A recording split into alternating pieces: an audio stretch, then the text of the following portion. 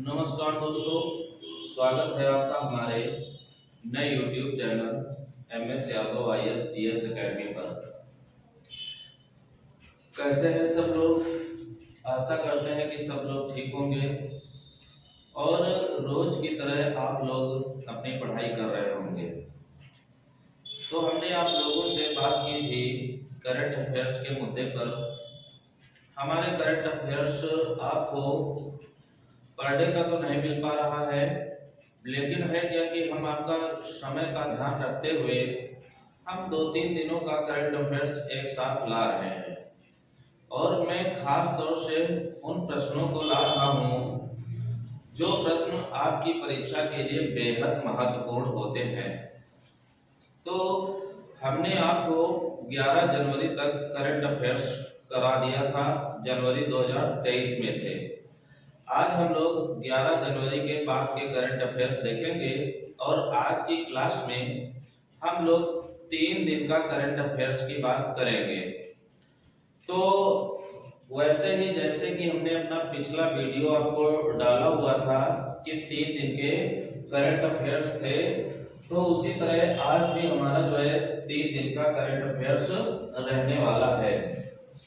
11 जनवरी को आपका हो चुका था, तो ये हमारा हो जाएगा 12 जनवरी का और ये हमारा हो जाएगा 13 जनवरी का और ये हमारा इधर हो जाएगा 14 जनवरी का। तो ये 3 दिन का करंट अफेयर्स हम लोग कर लेंगे तो हमारा लगभग 15 दिन का करंट अफेयर्स तैयार हो जाएगा। हो सकता है कि आपको ये थोड़ा सा जो हमारा बोर्ड का एरिया है यहाँ पर लाइट पड़ रही हो, क्योंकि है क्या कि जो हमारा यहाँ पर लाइटिंग का सिस्टम है तो थोड़ा सा चमकने वाला है, मतलब लाइट बिल्कुल बोर्ड के सामने लगी हुई है। तो आज हमको यहाँ पे ये थोड़ा सा चमक दिखाई पड़ रही है। हम इसको सही करने का प्रयास करेंगे। जब भी हमारा वीडियो आएगा तो देखेंगे कि हमारा जो है अगर सही हो सकता है तो सही कर देंगे। बहरहाल आपका लाइट से लेना देना कोई नहीं है, क्योंकि आपको कंटेंट चाहिए, ना कि जो है बोर्ड की सुंदरता चाहिए। तो आइए हम लोग अपना जो है करंट अफेयर्स 12 जनवरी से चालू करते हैं। पहला क्वेश्चन हमारा है ऐनूर और अमनूर त्योहार हुआ है कहाँ पर? तो ये तमिलनाडु में हुआ है। त्योहार का आप लोग नाम देख लीजिए, ऐनूर और अमनूर फेस्टिवल। अंग्रेजी में हम लोग फेस्टिवल कहते हैं, हिंदी में इसको त्योहार कहते हैं। तो आप देख रहे हैं खास तौर से भारत में जब हमारा सूर्य दक्षिणायन से उत्तरायण आया हुआ है तो बहुत सारे त्योहार हमारे जो है मनाए जाते हैं। और खास तौर से उत्तर भारत में अगर आप लोग देखेंगे तो आपको जो है खिचड़ी पर्व के रूप में देखने को मिलेगा। मतलब हमारे यहाँ पर क्या है कि खिचड़ी मनाई जाती है। तो ये जो त्योहारों के नाम हैं इस समय के, तो ये खास तौर त्योहार हमारे जो है खिचड़ी से संबंधित हैं। ऐनूर अमनूर त्योहार कहाँ पर हुआ है? तमिलनाडु में। ये त्योहार मनाता कौन है? तो तमिलनाडु में एक जनजाति पाई जाती है, आप लोग जानते होंगे शायद टोडा जनजाति को। कौन सी जनजाति है? टोडा। ये टोडा जनजाति नीलगिरी की पहाड़ियों पर रहती है। तो ये जनजाति करती क्या है कि वर्ष में एक बार अपने बर्तनों को बदलना चाहती है। असल में क्या है कि ये जनजाति अपना जो खाना वगैरह होता है ये मिट्टी के बर्तनों में बनाते हैं, और आप जानते हैं मिट्टी के बर्तन जो होते हैं ज्यादा स्थायी नहीं होते हैं। तो हर साल ये अपना इसी त्योहार के रूप में मिट्टी के बर्तनों को जो है क्या करते हैं? बदल लेते हैं। तो इसी त्योहार को हम लोग कहते हैं ऐनूर अमनूर त्योहार। प्रश्न में आपसे पूछा जा सकता है कि बताइए ऐनूर अमनूर त्योहार कौन सी जनजाति मनाती है? तो बताएंगे टोडा जनजाति। दूसरा प्रश्न पूछा जा सकता है कि टोडा जनजाति कहाँ की है? तो बताएंगे तमिलनाडु में। तीसरा क्वेश्चन पूछेगा कि टोडा जनजाति कहाँ पर पाई जाती है? तो बताएंगे नीलगिरी की पहाड़ियों पर पाई जाती है। तो इस क्वेश्चन से हमारे ये प्रश्न यहाँ पर बनने वाले थे रिलेटेड टोडा से। अगर हम त्योहारों की बात करें तो भारत में बहुत सारे त्योहार हैं, लेकिन हम लेटेस्ट त्योहारों की बात करेंगे। जैसे हमारा एक त्योहार हो गया है काइट फेस्टिवल। काइट फेस्टिवल कहाँ पर मनाया गया है? तो गुजरात में मनाया गया है। उसके बाद हमारा जो है लोहड़ी, लोहड़ी कहाँ पर मनाया गया है? तो ये पंजाब में मनाया गया है। और खिचड़ी जो है समस्त उत्तर भारत में मनाई गई है। तो ये कुछ हमारे जो है मुख्य रूप से त्योहार हैं। वैसे पूरे भारत के सभी राज्यों में कोई ना कोई त्योहार हमारे होते रहते हैं। बात कहाँ की है? तमिलनाडु की है। तो ध्यान रखिए तमिलनाडु हमारा दक्षिण भारत का राज्य है और जिसकी राजधानी हमको मिलती है कौन सी? चेन्नई। तमिलनाडु के मुख्यमंत्री हमको मिलेंगे MK स्टालिन जी और राज्यपाल मिलेंगे RN रवि। तो ये त्योहार हमारा हो गया है तमिलनाडु में। उसके बाद तमिलनाडु के आसपास ही का हमारा फिर क्वेश्चन है कुमारकोम और बैकोर स्वदेश दर्शन में शामिल किए गए हैं। कुमारकोम और बैकोर ये जो दोनों जगह हैं, ये जगह दोनों पड़ती हैं कहाँ पर? केरल में। हो सकता है कि हम नीचे लिख रहे हैं तो आपको दिखाई नहीं पड़ रहा होगा, लेकिन मैं जो बोल रहा हूँ उस पे आप लोग जो है गौर करिएगा। कुमारकोम और बैकोर जगह किसमें शामिल की गई है? स्वदेश दर्शन में। कुमारकोम और बैकोर जगह कहाँ की है? केरल की है। एक हमारे यहाँ पर योजना है जिसका नाम है स्वदेश दर्शन योजना। स्वदेश दर्शन योजना भारत में 2014 और 15 में आती है। खास तौर से इस योजना का जो उद्देश्य रहता है, भारत में जो हमारी विरासत वाली चीजें हैं या पर्यटन के लिए जो भी हमारे यहाँ पर स्थान है उनका भ्रमण किया जाए और पर्यटन को बढ़ावा दिया जाए। इस वजह से स्वदेश दर्शन योजना लाई गई है। अब केरल के कुमारकोम और बैकोर को इसमें शामिल कर लिया गया है कि भाई स्वदेश दर्शन के अंतर्गत आएंगी। तो भारत के लोग या विश्व के अन्य देश के लोग इन जगहों को क्या कर सकते हैं? भ्रमण कर सकते हैं। तो आपसे पूछेगा कुमारकोम और बैकोर जगह कहाँ पे है? तो बताएंगे केरल में। जैसा प्रश्न पूछे वैसा हमको यहाँ पर बताना है। अभी केरल से पहले मैसूर को शामिल किया गया था और मैसूर हमको कहाँ पे देखने को मिला हुआ था? कर्नाटक में देखने को मिला हुआ था। तो ये हमारा स्वदेश दर्शन योजना है। ध्यान रखिएगा स्वदेश दर्शन योजना के अंतर्गत कई राज्यों को शामिल किया गया है। खास तौर से इसमें 8 केंद्र शासित राज्यों को शामिल किया गया है। इसके अलावा इन अपने राज्यों में अगर देखते हैं तो इसमें भी हमारे क्या है? 8 राज्य हैं। तो एक प्रकार का जो है हमारा पर्यटन का विकास यहाँ पर हो सकता है और हमारी अर्थव्यवस्था मजबूत हो सकती है जहां पर ये जो जगह हमारी हैं। तो ये जगह कहाँ की हो जाएगी? केरल के। अब देख लीजिए तमिलनाडु और केरल ये भारत के बिल्कुल सुदूर दक्षिणी राज्य हैं।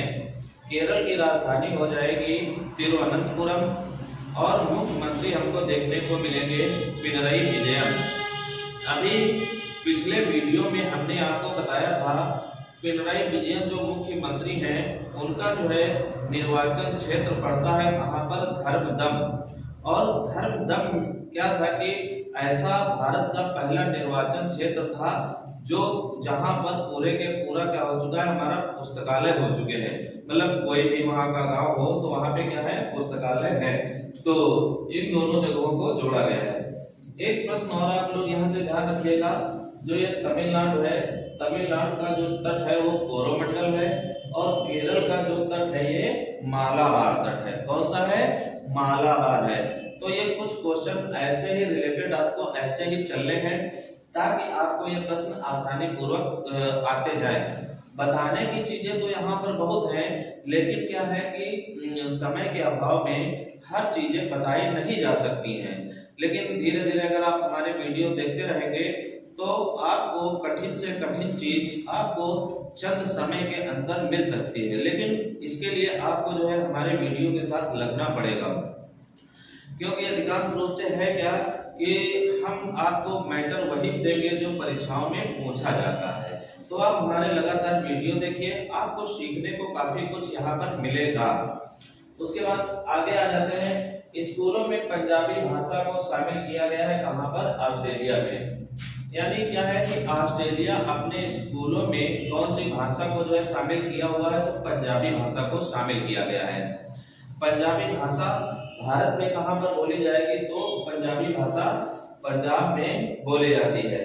अब है क्या कि पंजाब के कुछ लोग या कह सकते हैं एक समूह जो किन्हीं न किन्हीं देशों में रहता है, तो ऑस्ट्रेलिया में भी पंजाब के कुछ लोग रहते हैं।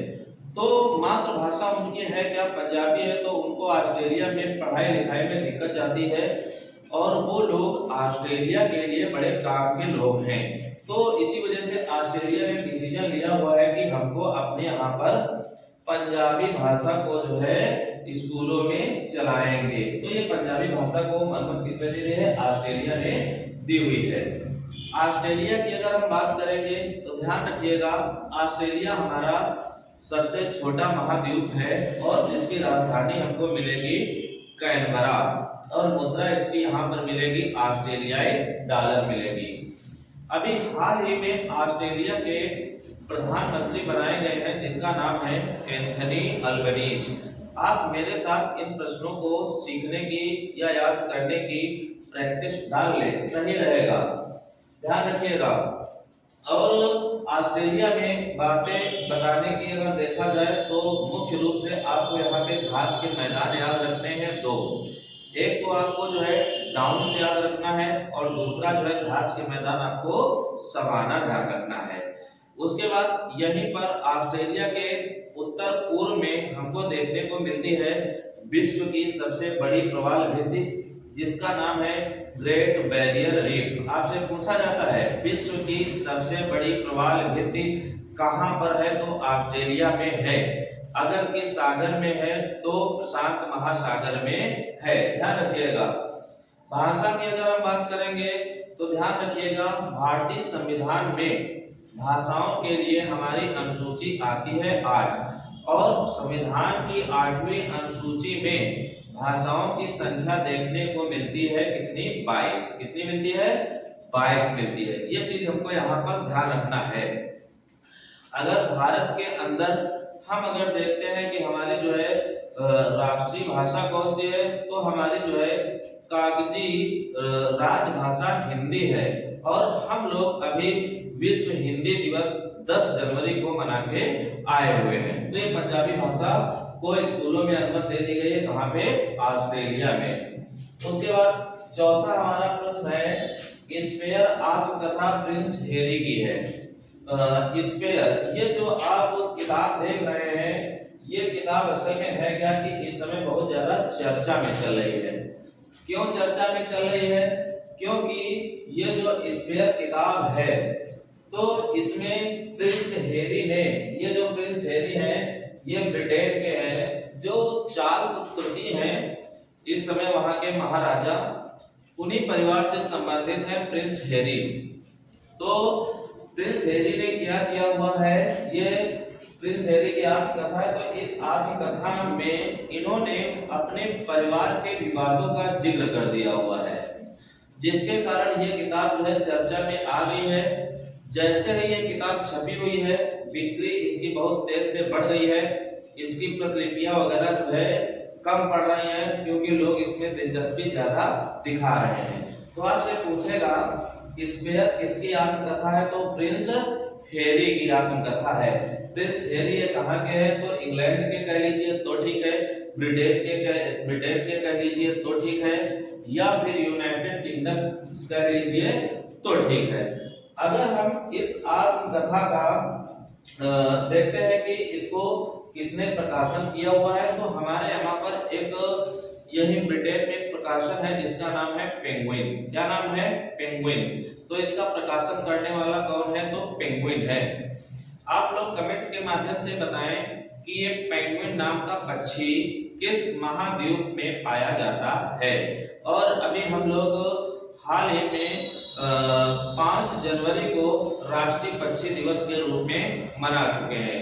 तो ये किताब आपको ध्यान रखना है। ऐसी ही किताब पिछले वर्ष प्रियंका चोपड़ा की आई हुई थी अनफिनिश्ड, वो भी बहुत चर्चा में थी, बहुत ज्यादा उसकी विश्व में बिक्री हुई थी। ध्यान रखिएगा। इंग्लैंड की राजधानी हमको मिल जाएगी क्या, लंदन मिल जाएगी, और लंदन हमको टेम्स नदी के किनारे देखने को मिलेगा। तो ये हमारा जो है चौथा प्रश्न हो गया है 12 जनवरी का। उसके बाद पांचवें प्रश्न पर हम लोग आ जाते हैं। पांचवा प्रश्न हमारा है सारंग उत्सव आईआईटी मद्रास में हुआ। जैसा कि नाम से स्पष्ट हो रहा है, सारंग सारंग वैसे पर्यायवाची घोड़ा का भी होता है और हिरण का भी होता है। तो ये हमारा जो उत्सव है सारंग उत्सव, ये खास तौर से हिरण से संबंधित उत्सव है। असल में है क्या कि आईआईटी जो मद्रास है, ये आईआईटी मद्रास हमारी तमिलनाडु में है और आईआईटी मद्रास परिसर में भी क्या है कि हमारे जो है पाए जाते हैं हिरण। और हिरणों की यादगार के लिए यानी यहाँ के जो छात्र हैं वो कुछ इनसे सीखते हैं। इस वजह से ये उत्सव हमारा कहाँ पे हुआ है, तो आईआईटी मद्रास यानी तमिलनाडु में हुआ है। तो ये आपसे पूछ सकते हैं कि सारंग उत्सव कहाँ पे हुआ या सारंग उत्सव 2023 कहाँ पे हुआ, किस आईआईटी में हुआ, किसे समर्पित है, तो हिरण को समर्पित है। आइए बात कर लेते हैं कुछ हिरण से संबंधित। जैसे भारत में क्या है कि एक हमारा जो है नाचता हुआ हिरण पाया जाता है और भारत में हमको नाचता हुआ हिरण कहाँ पर मिलता है, तो आपको एक पार्क तैरता हुआ याद होगा जिसका नाम है केबुल लाम जाओ। और ये केबुल लाम जाओ जो हमारा तैरता हुआ पार्क है, ये हमको लोकटक झील में मिलता है। और लोकटक झील हमको कहां पर मिलती है, तो मणिपुर में देखने को मिलती है। तो ये बात यहाँ पर हो गई है हमारी किसकी, हिरण की। ध्यान रखिएगा हिरण ये जो है हमारे क्या है कि वन्य जीव के अंतर्गत आते हैं जो मुख्य रूप से हमारा क्या है पारिस्थितिकी तत्व के लिए महत्वपूर्ण होते हैं। अब बात चली है आईआईटी मद्रास की, तो ध्यान रखिएगा आईआईटी मद्रास ने अभी हाल ही में एक उपकरण बनाया हुआ था जो समुद्र से हमारा समुद्र की लहरों से हमको क्या बना देगा, बिजली बनाने का काम कर रहा था, जिसका नाम यहाँ पे क्या था, सिंधुजा 1 था। अभी आईआईटी मद्रास में ही हमारा सुपर कंप्यूटर लगाया गया था जिसका नाम था परम पेरुल। क्या नाम था, परम पेरुल।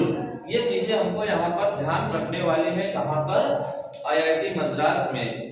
अगर हम उत्सव में सारंग उत्सव में चले हैं तो कुछ उत्सव हमारे ऐनूर और अमनूर में हमने 2-3 उत्सव बताए थे। 2-3 उत्सव हम सारंग उत्सव के साथ साथ में बताएंगे। पहला तो उत्सव हम यही मद्रास यानी तमिलनाडु में ही बताएंगे, जो इस समय बहुत ज्यादा जो है उत्सव हमारा चल रहा हुआ है, जिसका नाम है जल्लीकट्टू। ध्यान रखिएगा जल्लीकट्टू उत्सव हमारा कहाँ पर होता है, तो तमिलनाडु में होता है। दूसरा उत्सव हम फिर यही बताएंगे तमिलनाडु में, जिसका नाम है पोंगल। ध्यान करिएगा ये पोंगल वही उत्सव है जो खिचड़ी के त्योहार के लिए हमारा मनाया जाता है। फिर हम एक उत्सव केरल में बात करेंगे, वो भी हमारा जो है मकर संक्रांति यानी खिचड़ी को लेके है, जिसका नाम यहाँ पर है मकर विलक्कू। आप लोग कौन बता सकता है कि मकर विलक्कू फेस्टिवल किस मंदिर में आयोजित किया जाता है? तो ये 2-3 उत्सव हमने यहाँ पर आपको बताए हुए हैं। उसके बाद अगला आ जाते हैं, क्वेश्चन हमारा है 6 नंबर पर, बेस्ट प्रैक्टिस मॉडल योजना रही है कौन, ease of enterprises, year of enterprises. ध्यान रखिएगा ये जो ईयर ऑफ इंटरप्राइजेस योजना है, ये कहाँ की योजना है, तो भाई ये केरल की योजना है। कहाँ की योजना है, केरल की योजना है। पहली बात हो गई है। इस योजना के तहत था क्या कि केरल सरकार ने कहा था कि हम 1 साल के अंदर 1 लाख लोगों को क्या देंगे, रोजगार देंगे। लेकिन हुआ क्या है कि इस संस्था ने 1 साल की तो बात छोड़िए, 8-9 महीने में 1 लाख से ज्यादा लोगों को रोजगार उपलब्ध कराया हुआ है, जिसके कारण केंद्र सरकार ने इसको बेस्ट प्रैक्टिस मॉडल योजना के तहत शामिल कर लिया हुआ है। कुल मिला के ईयर ऑफ इंटरप्राइजेस जो परियोजना है कहाँ की है, तो ये केरल की है। और इसको चालू कौन करेगा, तो जाहिर सी बात है केरल के जो मुख्यमंत्री हैं पिनरई विजयन। इसको चालू कब करते हैं, तो 30 मार्च 2022 को चालू करते हैं। अगर आपसे डेट पूछी जाती है ये योजना कब चालू होती है, तो 30 मार्च 2022 को चालू होती है। तो इसने जो है सबसे ज्यादा क्या किया हुआ है, रोजगार दे दिया है। इस वजह से केंद्र सरकार ने इसको बेस्ट प्रैक्टिस मॉडल योजना के अंतर्गत मान लिया हुआ है। ध्यान रखिएगा, अभी जो है एक योजना थी जिसको जो है डिजिटल अवार्ड मिला हुआ था, जिसका नाम था दुआरे सरकार योजना। और दुआरे सरकार योजना कहाँ की थी, तो ये पश्चिम बंगाल की योजना थी। योजनाओं में अगर हम बात करेंगे तो कई सारी हमको योजनाएं देखने को मिलती हैं। जैसे हमको एक योजना देखने को मिलती है चिरंजीवी योजना। वैसे क्या है कि चिरंजीवी योजना हमारा चिकित्सा से संबंधित योजना है, जो कि कहाँ की है, राजस्थान की है। उसके बाद हमको कौशल्या मातृत्व योजना देखने को मिलती है। कौशल्या मातृत्व योजना कहाँ की है, तो ये छत्तीसगढ़ की हो जाएगी। उसके बाद हमको जो है एक योजना देखने को मिलती है जिसका नाम है वन डिस्ट्रिक्ट वन प्रोडक्ट। ये योजना कहाँ की है, उत्तर प्रदेश की है। तो कुछ योजनाएं हैं, ऐसे ही धीरे धीरे हम लोग इन योजनाओं के बारे में बात करेंगे। उसके बाद अगला हमारा 7वां प्रश्न है, स्कूल ऑफ लॉजिस्टिक्स का उद्घाटन किया गया है कहाँ पर, अगरतला में। ये अगरतला त्रिपुरा की राजधानी है। कहाँ की राजधानी है, ये अगरतला हमारा त्रिपुरा की राजधानी है। तो यहाँ पे क्या किया गया है, स्कूल ऑफ लॉजिस्टिक्स का उद्घाटन किया गया है। स्कूल ऑफ लॉजिस्टिक्स का उद्घाटन किया किसने है, तो हमारे मंत्री हैं जिनका नाम है सर्बानंद सोनोवाल। क्या नाम है, सर्बानंद सोनोवाल।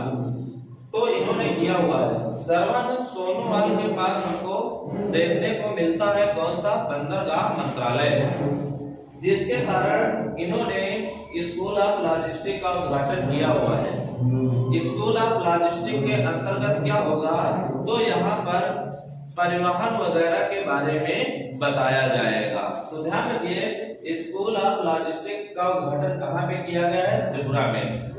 ध्यान रखिएगा, इसके पहले हमारे यहाँ पर परिवहन को बढ़ावा देने के लिए मल्टी लॉजिस्टिक पार्क की स्थापना की जा रही थी।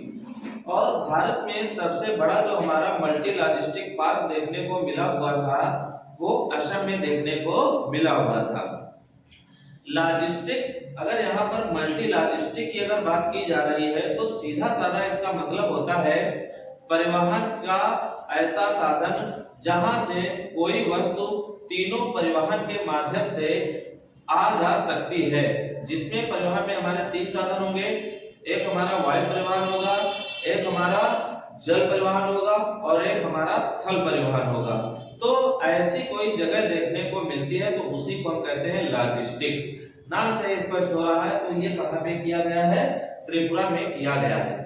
ध्यान रखिएगा, त्रिपुरा जो है ये बांग्लादेश से तीनों ओर से घिरा हुआ है।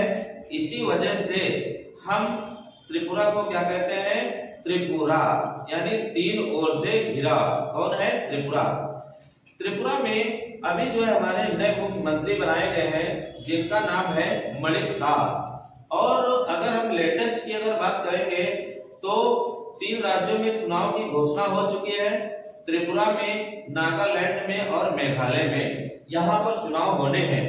और त्रिपुरा में चुनाव के लिए यहाँ पर 90% मतदान हो, इस वजह से यहाँ पर मिशन 929 की शुरुआत की जा चुकी है। कहाँ पर, त्रिपुरा में। ध्यान रखिएगा, ये कुछ बातें। उसके बाद यूएन मेडल मिला है किसको, मेजर जैस्मीन को। यूएन, जैसा कि नाम से स्पष्ट हो रहा है, यूएन का मतलब यूनाइटेड नेशन, यानी यूनाइटेड नेशन ने अपना मेडल दिया हुआ है मेजर जैस्मीन को। हम लोग समझने का प्रयास करेंगे कि ये मुद्दा है क्या, मेडल, मेजर जैस्मीन, यूएन। असल में था क्या कि जो हमारा यूनाइटेड नेशन है, यूनाइटेड नेशन में एक संस्था है जिसका नाम है UNSC, United nation security council. उसमें भारत क्या है, अस्थायी मेंबर है। तो अस्थायी मेंबर होने के कारण भारत ने अपने महिला रक्षकों को भेजा हुआ था सूडान में। सूडान में एक जगह पड़ती है जिसका नाम है अबेई। कौन सी जगह है, अबेई। तो अबेई में हमारे यहाँ की महिलाओं, जो महिला हमारे शांति रक्षक थी, उन्होंने बहुत अच्छा प्रदर्शन किया हुआ है। जो हमारी महिलाएं शांति रक्षक हैं, उनकी जो हेड थी, जिनका नाम क्या है, मेजर जैस्मीन। तो इसी से प्रभावित होकर मिला हुआ है मेजर जैस्मीन को कौन सा, यूनाइटेड नेशन मेडल मिला हुआ है, मेडल मिला हुआ है। ध्यान रखिएगा, संयुक्त राष्ट्र संघ की स्थापना 24 अक्टूबर 1945 को होती है और हेडक्वार्टर इसका हमको न्यूयॉर्क में देखने को मिलता है। तो ये प्रश्न हमारा यहाँ से हो जाएगा। आजकल शादी बारातों का माहौल चल रहा है, तो रोड वगैरह पे क्या है कि थोड़ा सा गाने बजाने का कार्यक्रम चल रहा है, तो हो सकता है कि बाहर की आवाज अंदर आ रही हो, क्योंकि हमारा जो एक स्टूडियो है ये थोड़ा रोड ही पे पड़ता है। तो मैं क्षमा चाहता हूँ कि ये जो आवाज है तो थोड़ा सा आप उसको क्या करेंगे, नजरअंदाज कर दीजिए। काम की चीज आप वीडियो से अपने निकाल लीजिए। उसके बाद अगला क्वेश्चन देखते हैं 9 नंबर का। 9 नंबर का क्वेश्चन है, इंडियन कोस्ट गार्ड को कमला देवी गश्ती पोत मिला हुआ है। इंडियन कोस्ट गार्ड को कमला देवी गश्ती पोत मिला हुआ है। कमला देवी गश्ती पोत यानी एक हमारा क्या है, जल पोत है, जिसका काम क्या होगा, जो हमारा तटीय क्षेत्र है उस तटीय क्षेत्र में गश्ती करना है। ये किसको मिल गया है, तो इंडियन कोस्ट गार्ड को मिल गया है। इंडियन कोस्ट गार्ड ये वही है जो हमारे तटों की सुरक्षा करता है, और इस इंडियन कोस्ट गार्ड की स्थापना 1978 में की जाती है, जिसके हेड यहाँ पर बनाए जाते हैं कौन, वी.एस. पठानिया। नाम इनका ध्यान रखिएगा, कमला देवी के नाम पर इसका नामकरण है। उसके बाद आगे आ जाते हैं 10वें प्रश्न पर, सरकारी नौकरियों में महिलाओं का आरक्षण 30% करने वाला अगर कोई राज्य बना है तो कौन बना है, उत्तराखंड। जो सरकारी नौकरियां हैं उनमें क्या है कि महिलाओं को आरक्षण 30% दिया है, किस राज्य ने, उत्तराखंड ने। यानी कोई भी भर्ती उत्तराखंड अगर निकालेगा, मान लेते हैं कि अगर किसी जो है विभाग में 100 भर्तियां आती है, तो 100 भर्तियों में आपको 30 महिलाओं को करना ही पड़ेगा, और 70 जो हमारा परसेंट है, ये परसेंट किसके लिए हो जाएगा, मेल के लिए हो जाएगा। यानी जो यहाँ पर मेल और फीमेल का अगर हम रेशियो देखें तो मेल में 7 और फीमेल में 3, तो ये हमको यहाँ पर क्या देखने को मिलता है, तो परसेंटेज देखने को मिलता है। कहाँ पर, उत्तराखंड। इस समय उत्तराखंड हमारा थोड़ा सा प्राकृतिक आपदाओं से जूझ रहा है। जैसा कि आपको पता है कि अभी जोशीमठ में क्या हुआ था, भूस्खलन की कंडीशन को देखा गया था। तो ध्यान रखिएगा, उत्तराखंड से जोशीमठ वैसे आपको जो है अलकनंदा नदी के किनारे देखने को मिलेगा, और हिमालय राज्य के अंतर्गत आता है, तो ये थोड़ा सा यहाँ पर हमको कंजेस्टेड देखने को मिलता है। वैसे है क्या कि उत्तराखंड ये पार्ट हमारा उत्तर प्रदेश का ही है, जो कि हमारा 9 नवंबर सन 2000 को 13 जिले लेकर अलग हुआ था। मुख्यमंत्री यहाँ पर हमको पुष्कर सिंह धामी देखने को मिल जाएंगे। कहाँ पर, उत्तराखंड में। उत्तराखंड की वैसे 2 राजधानियां हैं। ध्यान रखिएगा, बात अगर यहाँ पर आरक्षण की चली हुई है, तो हमको ईडब्ल्यूएस का जो आरक्षण है वो हमको संविधान संशोधन याद कर लेना है।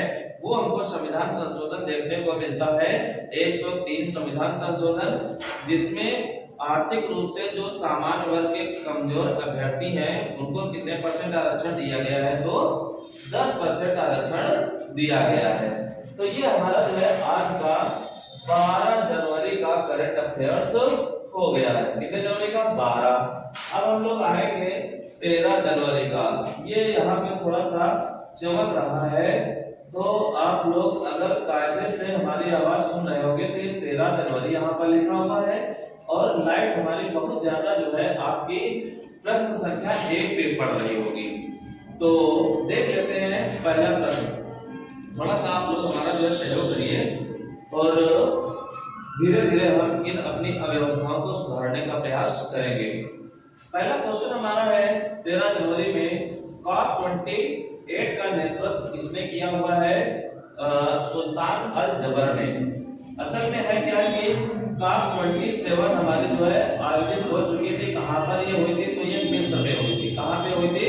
मिस्र में। अब COP 28 का आयोजन होने जा रहा है कहाँ पर? UAE में।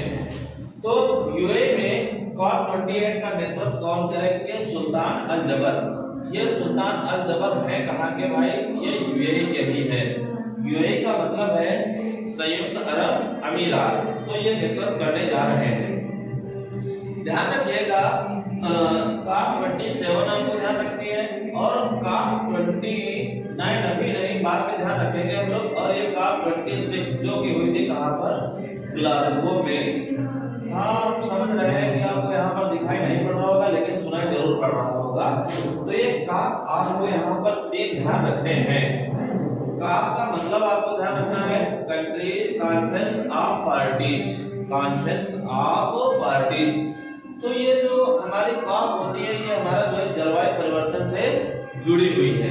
तो इनका नेतृत्व कौन करने जा रहा है? सुल्तान अल जबर। कहाँ के हैं? UAE के हैं, संयुक्त अरब अमीरात के हैं। संयुक्त अरब अमीरात की राजधानी आप लोग ध्यान रखिएगा अबू धाबी है और मुद्रा आपको यहाँ पे दिरहम देखने को मिलती है। तो ये नेतृत्व यहाँ पर होगा। उसके बाद आ जाते हैं 13 जनवरी का हमारा दूसरा प्रश्न। अब आप लोगों को बढ़िया दिखाई पड़ रहा होगा, चमक वगैरह जो है हमारी जा चुकी है क्योंकि पहले ही प्रश्न पर हमारा चमक थी। तो आप लोग थोड़ा सा देखिए आपको दिखाई पड़ रहा है कि नहीं दिखाई पड़ रहा है? वैसे दिखाई पड़ रहा होगा आप लोगों को। दूसरा प्रश्न हमारा बिल्कुल जो है सही आ रहा है क्योंकि आप लोगों के साथ में जब मैं इधर गया तो मैं यही चेक करने गया था कि ये प्रश्न हमारा आ रहा है कि नहीं आ रहा है। तो ये कायदे से हमारा प्रश्न आ रहा है। BRO अधिकारी बनाई गई है जिनका नाम है सुरभि जगमोला।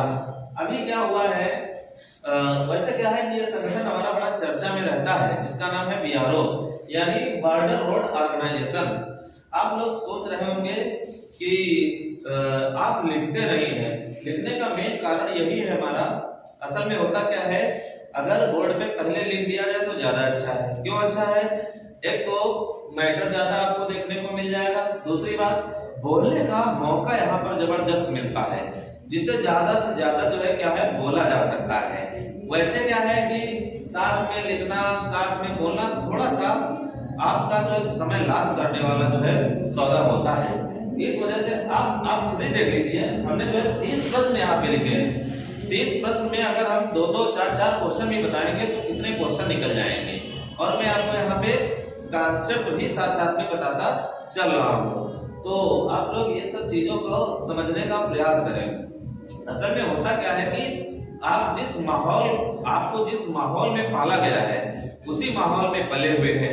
आपको जो है उस माहौल से निकलना पड़ेगा क्योंकि क्या है कि हम यहाँ पर आपके लिए हर क्षेत्र का जो है जितना जहाँ पे कुछ हो सकता है उसको लेके आएंगे। मतलब कोई यहाँ पे बाउंडेशन का एरिया नहीं है। अगर आप लोग हमको कमेंट्स के माध्यम से बताते रहे कि हमें क्या करना चाहिए तो हमें और अच्छा लगेगा। लेकिन क्या है कि अभी हमारी शुरुआत है तो इस वजह से थोड़ा सा हमें संघर्ष के दौर से गुजरना भी पड़ रहा है। लेकिन अगर आप लोग ऐसे हमारा सहयोग करते रहेंगे तो हमको कोई दिक्कत वाली बात नहीं है। हम आपके लिए अच्छा से अच्छा करने का जो है प्रयास करेंगे। आइए आ जाते हैं अपने प्रश्न पर, ज्यादा बात नहीं। BRO अधिकारी बनाए गए हैं कौन? सुरभि जगमोला। BRO मतलब होता है बॉर्डर रोड ऑर्गेनाइजेशन। ये बॉर्डर रोड ऑर्गेनाइजेशन वही होता है जो हमारे भारत के आसपास यानी अंतरराष्ट्रीय जो सीमाएं वगैरह होती हैं उन पर अगर कोई काम करना होता है, जैसे पुल का निर्माण करना हो, सड़क बनाना हो, तो वही हमारी संस्था है। इसी में एक अधिकारी की नियुक्ति की गई है जिनका नाम है सुरभि जगमोला। BRO हमारा 1960 में बनता है और हेडक्वार्टर इसका दिल्ली में देखने को मिलता है। और ध्यान रखना BRO हमारा रक्षा मंत्रालय के अधीन वर्क करता है। BRO के इस समय जो है हेड अगर देखेंगे तो राजीव चौधरी जी हमको मिलेंगे। और BRO ने अभी जब चीन और भारत का कुछ थोड़ा सा अरुणाचल प्रदेश में तनातनी चल रही थी तो यहीं पर एक पुल अभी बिल्कुल फास्ट रूप से बनाया हुआ था जिसका नाम है सियोम पुल। क्या नाम है? सियोम पुल। अभी जो अरुणाचल प्रदेश का हमारा तवांग सेक्टर था उसमें जो है चीन और भारत में लेके थोड़ा सा गतिरोध था तो इस वजह से इनको यहाँ पर बनाया गया है। ध्यान रखिएगा ये जो सुरभि जगमोहला है ये खास तौर से चीन का जो हमारा एरिया लगता हुआ है खास तौर से भूटान के आसपास, वहां पे ये वर्क काम करेंगे। यानी कौन? सुरभि जगमोहला, नाम आपके लिए इंपॉर्टेंट हो जाता है। उसके बाद आगे आ जाते हैं तेलंगाना की चीफ सेक्रेटरी बनाई गई है जिनका नाम है शांति कुमारी। ये नाम आपके लिए इंपॉर्टेंट है, चीफ सेक्रेटरी तेलंगाना की। चीफ से पता चल रहा है मुख्य, है ना, और सेक्रेटरी तो आप समझ रहे हैं सेक्रेटरी का मतलब क्या होता है, तो सहायक, है ना। ठीक, तो ये कहां पर बनाई गई है? तो तेलंगाना में बनाई गई है। यानी तेलंगाना के जो मुख्यमंत्री होंगे इनके पास इनकी नियुक्ति की गई है। ये है कौन? तो ये आईएएस है। काफी इनके पास जो है कह सकते हैं नॉलेज है और काफी दिन तक ये जो है अच्छे पदों पर काम किया हुआ है, इस वजह से इनको ये बनाया गया है। ये चीफ सेक्रेटरी बनाई जाने वाली किसी राज्य की पहली महिला है, इस वजह से ये क्वेश्चन हमारा इंपॉर्टेंट हो जाता है। ये जो तेलंगाना है ये तेलंगाना की उत्पत्ति हमारी जो है आंध्र प्रदेश से होती है। कहां से होती है? आंध्र प्रदेश से होती है। 2 जून 2014 को हमारा तेलंगाना अस्तित्व में आया हुआ था। तो इसको ध्यान रखना है आपको। तेलंगाना की राजधानी हैदराबाद है और हैदराबाद हमको जो है मूसी नदी के किनारे देखने को मिलता है। हैदराबाद एक हमारी रियासत हुआ करती थी जहां पर हमारी सेना के द्वारा ऑपरेशन चलाया गया था जिसका नाम था पोलो ऑपरेशन चला के हैदराबाद रियासत को भारत में शामिल कर लिया गया था सन 1948 में। तो ये कहानी हमारी उसी तेलंगाना की है जहां पर शांति कुमारी की नियुक्ति की गई है। उसके बाद चौथा प्रश्न हमारा है बीबी निम्बालकर ने रणजी में शीर्ष स्कोर बनाया। ये जो बीबी निम्बालकर हैं एक भारतीय क्रिकेटर हैं और इन्होंने क्या किया हुआ है, जो रणजी, ध्यान रखिएगा रणजी ट्रॉफी का संबंध हमारा क्रिकेट से होता है। तो क्रिकेट में इन्होंने सबसे ज्यादा जो है स्कोर अपना बनाया हुआ है। इनका रन लगभग जो है 443 रहा हुआ है। इसके पहले जो ये रिकॉर्ड था वो पृथ्वी शा के नाम था और पृथ्वी शा ने 379 रन बनाए हुए थे। तो ये आपके लिए थोड़ा सा देखने वाली बात यहाँ पर हो जाती है क्योंकि हमने रणजी को सीखा, इनका स्कोर देखा और साथ में पृथ्वी शा को देखा, तो आपके लिए इंपॉर्टेंट हो जाएंगे बीबी निम्बालकर। ध्यान रखिएगा क्रिकेट के क्षेत्र में अगर कोई सबसे बड़ी संस्था होती है तो आईसीसी होती है, इंटरनेशनल क्रिकेट काउंसिल, जिसकी स्थापना हमको 1909 में देखने को मिलती है। उसके बाद हम लोग आगे प्रश्न पर बात करेंगे। पांचवा प्रश्न है शरद यादव का निधन हुआ। शरद यादव एक जो है समाजवादी जो है नेता थे और ये समाजवादी नेता कहाँ पे थे, तो ये भाई बिहार में थे। कहाँ पर थे? बिहार में। जो यहाँ पर एक पार्टी चलती है जिसका नाम है जनता दल, उसी जनता दल के ये नेता थे। इनका हो गया है निधन। शरद यादव की अगर बात करेंगे तो ये मूल रूप से तो रहने वाले थे कहाँ के, तो मध्य प्रदेश में एक जगह पड़ती है होशंगाबाद आपको नर्मदा नदी के किनारे देखने को मिलता है। तो इनका निधन हो चुका है, ध्यान रखिएगा। इसके पहले अभी मुलायम सिंह यादव जो समाजवादी पार्टी के राष्ट्रीय अध्यक्ष थे उनका भी निधन हुआ था। ध्यान रखिएगा। थोड़ा सा कभी कभार आपसे पूछ लेते हैं कि कौन व्यक्ति किस पार्टी से संबंधित था या इस व्यक्ति का निधन हुआ तो इसका कार्यक्षेत्र कौन सा है, तो ये चीज आपको यहाँ पर ध्यान रखने वाली है। उसके बाद छठा प्रश्न देखते हैं क्रांतिकारी भारत ने अपनी स्वतंत्रता कैसे जीती। ये पूरा का पूरा एक क्या है, तो ये हमारी किताब है। क्या नाम है? क्रांतिकारी भारत ने अपनी स्वतंत्रता कैसे जीती। ये जो है किताब है, इस किताब का विमोचन असल में किया गया है दिल्ली में और इस किताब का विमोचन किया है हमारे जो गृह मंत्री हैं अमित शाह, उन्होंने किया हुआ है। यानी इस किताब में बताया गया है कि भारत को स्वतंत्रता कैसे मिली हुई है, किन किन हमको जो है रास्तों से गुजरना पड़ा हुआ है, इसको लेके एक लेख यानी एक किताब लिखी हुई है। किसने? संजीव सान्याल ने। तो आपसे ये पूछा जाएगा, जरा बताइए क्रांतिकारी भारत ने अपनी स्वतंत्रता कैसे जीती, इसके लेखक कौन है? तो संजीव सान्याल हैं। ध्यान रखिएगा भारत हमारा 15 अगस्त 1947 को आजाद हुआ था। आजादी के समय हमारे यहाँ पर जो योजना थी वो योजना कौन सी थी?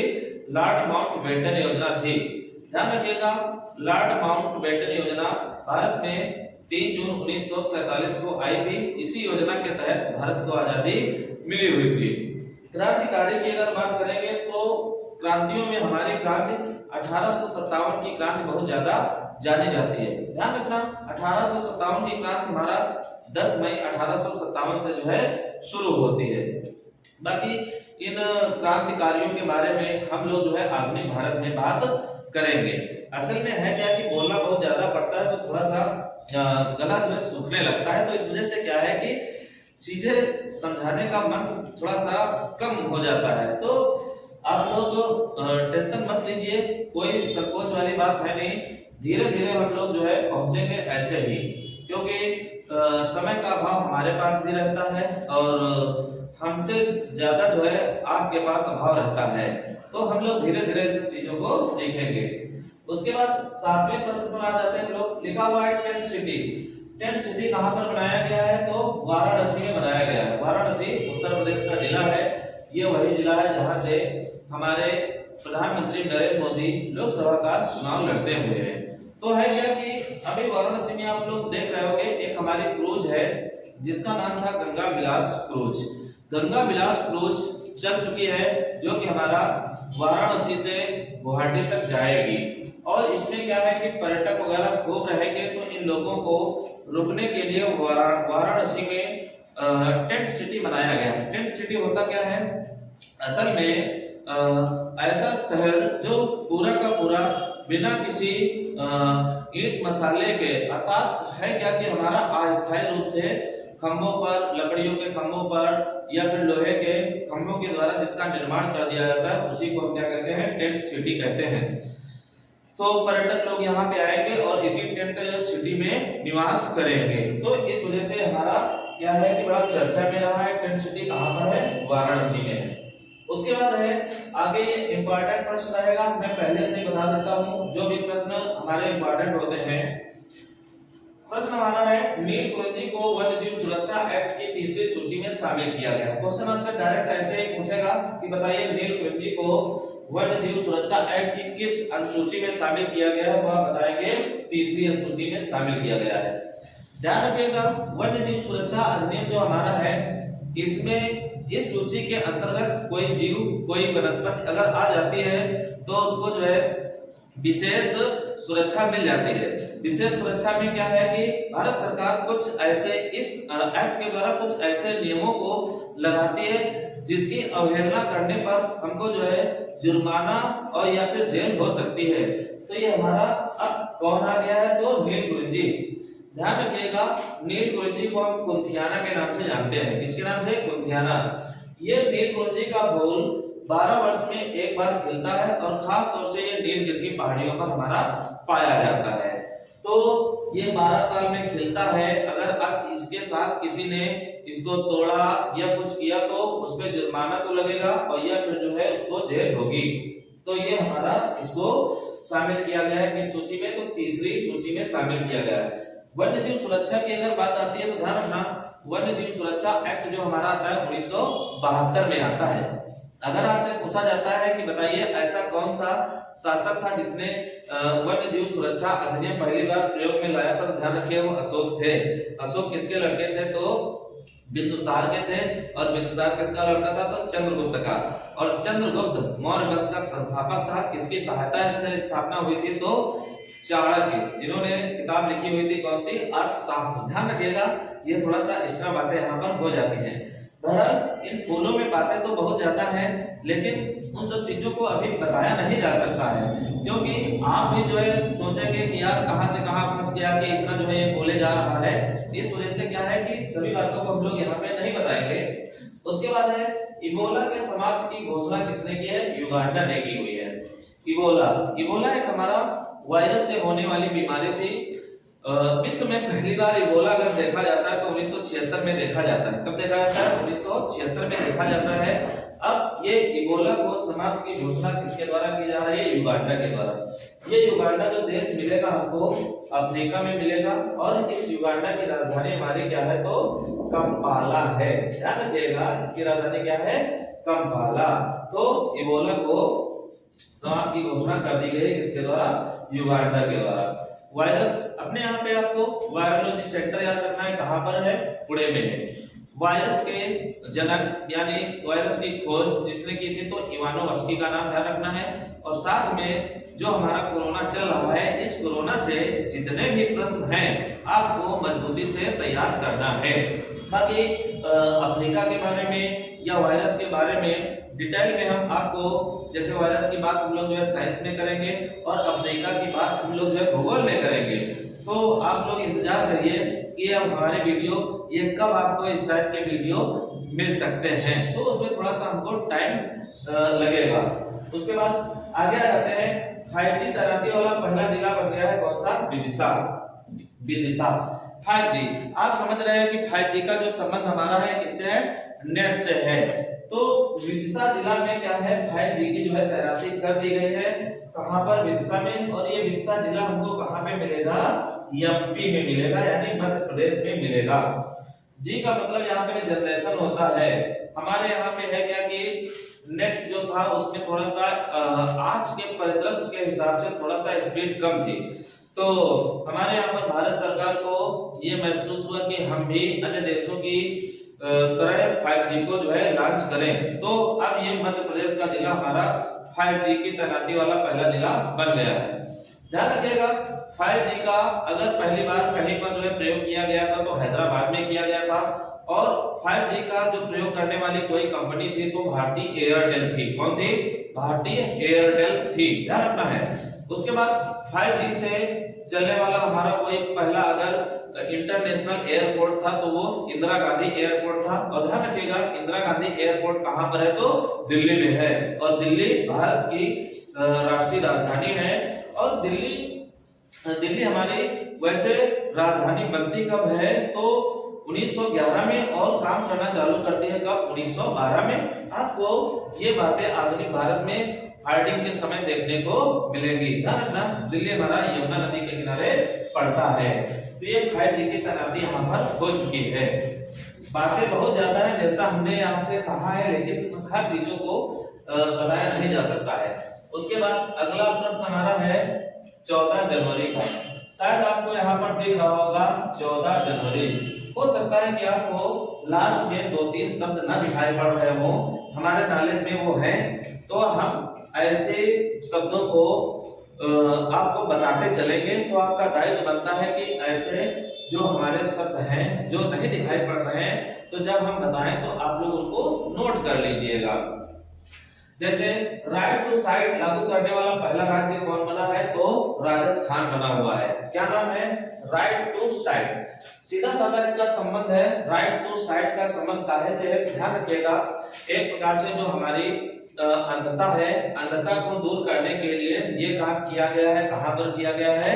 राजस्थान में किया गया है। क्या नाम है?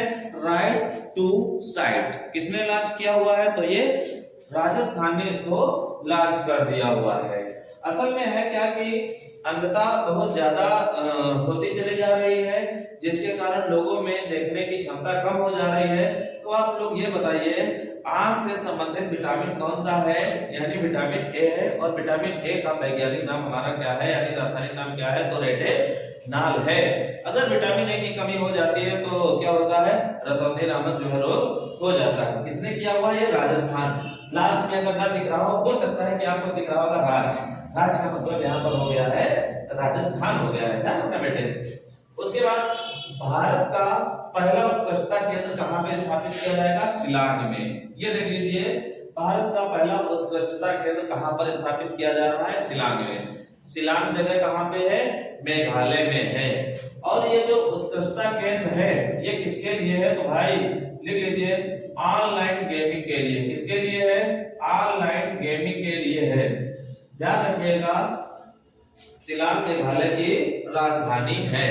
तो अभी भारत सरकार ने क्या किया हुआ था कि जो ऑनलाइन खेल थे इनको जो है ई खेल का दर्जा दे दिया गया था, यानी ये भी जो है खेल माने जाएंगे। इसी के रेगुलेशन के लिए हमारा उत्कृष्टता केंद्र कहां पर स्थापित किया गया है? शिलांग में।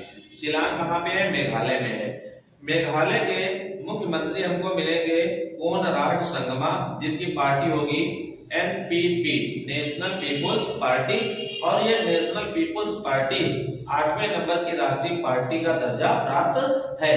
और ये मेघालय पूर्वोत्तर में पड़ेगा और इसी मेघालय में सबसे अधिक वर्षा होती है। कहां पर? तो मासिनराम में। और मासिनराम से पहले बरसात हुआ करती थी कहां पर? चेरापूंजी में। जो लोग पुराने लोग होंगे वो लोग जानते होंगे।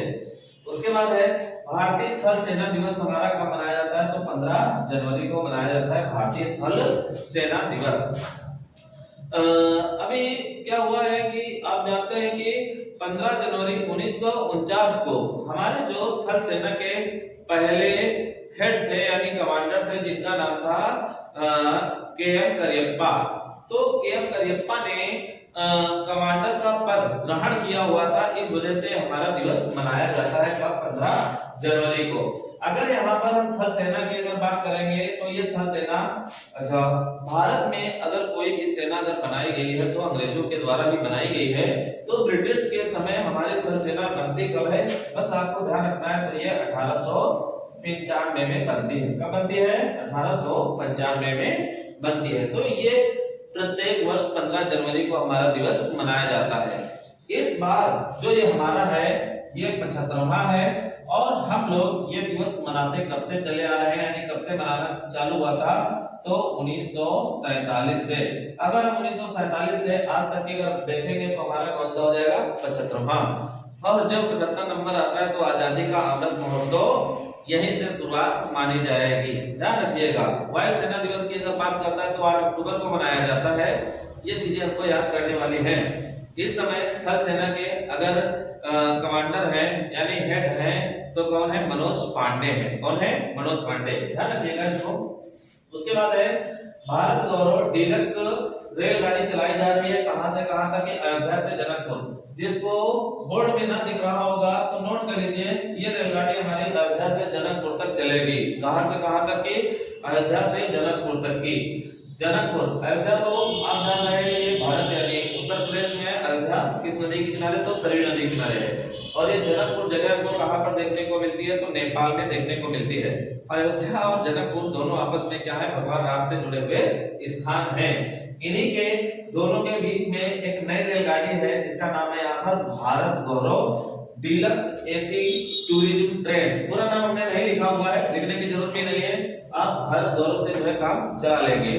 तो है क्या कि अयोध्या से और जनकपुर के बीच चलेगी, क्योंकि भगवान राम का एक तरफ जन्म स्थान है, दूसरी तरफ इनकी ससुराल है।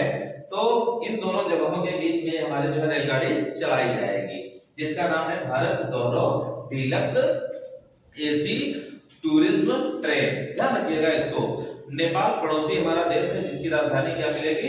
काठमांडू मिलेगी। ट्रेन की अगर हम बात करेंगे तो अभी चीन ने अपनी जो है एशिया की पहली हाइड्रोजन से चलने वाली रेलगाड़ी चलाई है। अगर ट्रेन में अगर हम आ जाते हैं तो इस समय हमारी जो है वंदे भारत रेलगाड़ी थोड़ा सा चर्चा में चल रही है। 8 वंदे भारत रेलगाड़ियां चल चुकी हैं। आपको पहले नंबर की रेलगाड़ी तैयार रखनी है, वाराणसी से दिल्ली के बीच में चली हुई थी।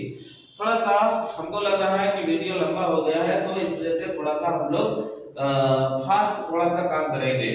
उसके बाद है यूरोपीय संघ ने अपना उपग्रह प्रक्षेपण केंद्र स्थापित किया हुआ है। कहां पर? स्वीडन में। स्वीडन में कहां पर? तो यार इसकी राजधानी आप लोग ध्यान रखिएगा, राजधानी क्या है? स्टॉकहोम है। क्या है? स्टॉकहोम। किसने जो है तैयार किया हुआ है? यूरोपीय संघ ने। यानी यूरोपीय संघ का अपना जो है प्रक्षेपण केंद्र अभी तक की नहीं था, अब अपने इसका जो है प्रक्षेपण केंद्र चालू कर दिया है। कहां पर? स्टॉकहोम में। यानी अब इसके उपग्रह वगैरह जो हमारे लॉन्च किए जाएंगे, कहां से लॉन्च किए जाएंगे? स्टॉकहोम से लॉन्च किए जाएंगे। वैसे आप लोगों को पता है कि यूरोपीय संघ की एक स्पेस एजेंसी है जिसका नाम था क्या? हमारा ईसा, यानी यूरोपियन स्पेस एजेंसी, जो कि हमारा 1975 में बनती है, उसी के तहत ये हमारा काम यहाँ पर हुआ है। वैसे ये यूरोपीय संघ जो संस्था है ये बनती कब है? तो 1958 में बनती है। ध्यान रखिएगा। इसका हेडक्वार्टर कहां पर है? तो ब्रुसेल्स में है। अभी प्रश्न हमारे आ चुके हैं, धीरे धीरे हम इसके बारे में बताते रहेंगे। बहरहाल जो भी बातें हो रही हैं उनकी जो है यहाँ पे चर्चा होनी चाहिए। ध्यान रखना, भारत की जो स्पेस एजेंसी है वो इसरो है, और इसरो अपने उपग्रह प्रक्षेपित करती है कहां से, तो श्रीहरिकोटा से। और श्रीहरिकोटा आपको जो है कहां पर देखने को मिलेगा, तो आंध्र प्रदेश में देखने को मिलेगा। यूरोपीय संघ की स्थापना में बता चुका हूं। उसके बाद है 71वां मिस यूनिवर्स का खिताब जीता है किसने, बोनी ग्रेवियल ने। ये दिख रहा होगा आपको। मैं खास तौर से उन्हीं नामों को थोड़ा सा और एक दो बार दोहरा देता हूं जो नहीं दिख रहे होते हैं। ये आपको दिख रहा होगा आर बोनी ग्रेवियल। 71वां मिस यूनिवर्स जीत लिया हुआ है किसने, आर बोनी ग्रेवियल ने। ये आर बोनी ग्रेवियल है कहां की, अमेरिका की है। लेकिन ध्यान रखिएगा ये मूल रूप से जो है फिलीपींस की रहने वाली है। ये फिलीपींस वही है जिसकी राजधानी क्या है, मनीला है, वहां की रहने वाली है। 71 नंबर की मिस यूनिवर्स बन चुकी है। और ये प्रतियोगिता इस बार कहां पे हुई थी, तो ये अमेरिका में हुई थी। तो पिछली बार हमारी मिस यूनिवर्स थी कौन, हरनाथ संधू, जो जिन्होंने अभी इनको आर बोनी ग्रेवियल को ताज पहनाया हुआ था। ध्यान रखिएगा मिस यूनिवर्स कौन ताज पहनाता है, जो पिछले वर्ष की होती है हरनाथ संधू। हरनाथ संधू हमारे कहां से थी, तो चंडीगढ़ से थी। तो ये हमारा जो है 71वां मिस यूनिवर्स हो गई। उसके बाद है संविधान साक्षरता अभियान की शुरुआत किसने की है, केरल ने। संविधान साक्षरता, केरल का एक जिला है, मैं यही लिखे देता हूं, जिले का नाम है कोल्लम। क्या नाम है, कोल्लम नाम है। ध्यान रखिएगा संविधान साक्षरता अभियान की शुरुआत केरल से की गई है। कहां से की गई है, कोल्लम। ये जो कोल्लम जिला है ये संविधान साक्षरता वाला भारत का पहला जिला है। इस टाइप से भी क्वेश्चन आपसे बना सकता है। संविधान के बारे में बात अभी नहीं करेंगे, और केरल के बारे में वहां पर दो चार बातें जो है आज कर चुके हैं। बार बार उन बातों को दोहराने से कोई फायदा भी एक वीडियो में नहीं, अलग अलग वीडियो में जरूर आपको फायदा मिलेगा। उसके बाद मार्ग पोर्टल की शुरुआत की है किसने, पीयूष गोयल ने। ये जो मार्ग पोर्टल है इसका संबंध हमारा स्टार्टअप से है। किससे है, स्टार्टअप से है। और ध्यान रखिएगा स्टार्टअप दिवस हमारा जो है 16 जनवरी को होता है। बहरहाल हम लोग 14 जनवरी तक हैं, 14 जनवरी तक के अगर आए हुए हैं तो स्टार्टअप दिवस हम लोग जो है 15-16 को बात करेंगे, है ना। तो स्टार्टअप को बढ़ावा देने के लिए शुरू किया हुआ है किसने, पीयूष गोयल ने। पीयूष गोयल के पास हमारा उद्योग और वाणिज्य मंत्रालय देखने को मिलता है। उसके बाद है विमान हादसा पोखरा अंतरराष्ट्रीय हवाई अड्डे पर हुआ। सीधी बात है अभी पोखरा अंतरराष्ट्रीय हवाई अड्डा चर्चा में था। क्वेश्चन आपसे पूछा जाता था पोखरा अंतरराष्ट्रीय हवाई अड्डा कहां पर है, तो ध्यान रखना ये नेपाल में है। और यहीं पर हो गया है विमान हादसा। विमान हादसे से कोई मतलब नहीं है, पोखरा अंतरराष्ट्रीय हवाई अड्डे से हमारा लेना देना है। प्रश्न आपसे पूछेगा ये जो पोखरा अंतरराष्ट्रीय हवाई अड्डा है ये नेपाल में किस देश के सहयोग से बना हुआ है, तो ध्यान रखिए यहाँ पर सहयोग किया हुआ था किसने, चीन ने। किसने सहयोग किया था, चीन ने। असल में है क्या, चीन हमारा करता क्या है कि ऐसे देश जो आर्थिक रूप से पिछड़े हैं उनको लालच देता है कि हम आपके यहाँ रुपया लगाएंगे, आप ऐसा कर लीजिए, और फिर उसके बाद क्या करता है, उन देशों को अपने जाल में फंसाता है। उसी चक्कर में यहाँ पर ये पोखरा अंतरराष्ट्रीय हवाई अड्डा बनाया गया था, लेकिन यहाँ पे क्या हो गया, हादसा हुआ है। तो आपसे पूछेंगे ये कहां पर है, तो कहां पे मिलेगा आपको, नेपाल में। उसके बाद है हैदराबाद के अंतिम निजाम का निधन हुआ है। इनके नाम क्या है, बरका करीम खान सिद्दीकी। हैदराबाद अभी तेलंगाना की राजधानी मैं आपको बता चुका हूं। तो ये हमारे 3 दिन का करंट अफेयर्स था, यानी 12 जनवरी का, 13 जनवरी का और 14 जनवरी का। आप लोग आराम से वीडियो देखिए और जो भी कमियां वगैरह हो आप लोग बताइए। आज लगभग हमने 1 घंटे के अंदर आप लोगों का जो है 3 दिन का करंट अफेयर्स पूरा करवा दिया हुआ है। बाकी जो रह गए हैं किसी दिन टाइम लगेगा, उस दिन हम वीडियो आपके लिए जो है डाल देंगे। तो धीरे धीरे हम लोग ऐसे ही वीडियो अपने देखेंगे और करंट अफेयर्स के साथ साथ स्टिल जीके आपका जो है तैयार हो जाएगा। अगर हमारा जो है पढ़ाने का अंदाज या फिर चैनल आपको अगर अच्छा लग रहा हो तो आप लोग हमारे चैनल को शेयर भी अपने दोस्तों मित्रों को जरूर करें। जय हिंद, जय भारत।